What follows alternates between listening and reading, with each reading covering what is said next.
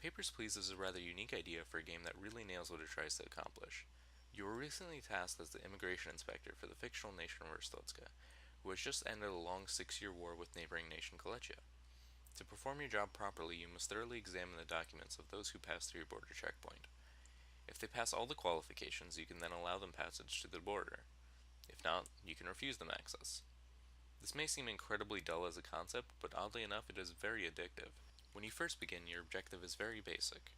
Allow all Arstotzkan citizens to pass through while denying all foreigners. Simple enough. As you progress through each level, the examinations that you must perform become increasingly more strict and difficult. For example, workers must possess a legitimate work pass. Whenever you notice a discrepancy in any information, you may scan two individual items to highlight the issue, and in some cases, you will even be able to detain the person in question. Sometimes people passing through will even carry weapons and other contraband, in which case you can run them through a scanner, should you detect that they are in fact in possession of such items.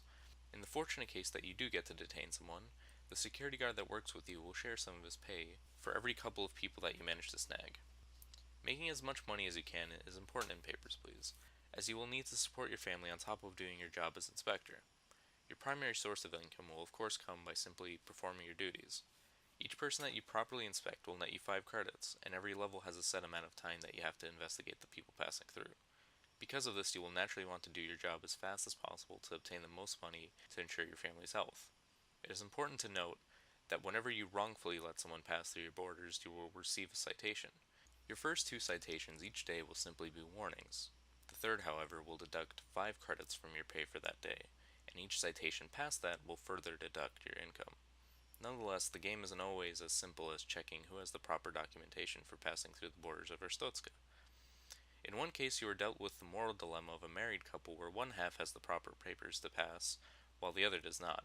I really enjoy these moments where I can decide to simply do my job or to receive a citation and potentially lower pay for the sake of another. On top of that, there are a number of unique occasions that occur, like having to defuse a bomb. Yep, a bomb. It's moments like this that keep you on your toes and further interest you during the experience. In its core, Papers, Please is an incredibly simple thought simulator.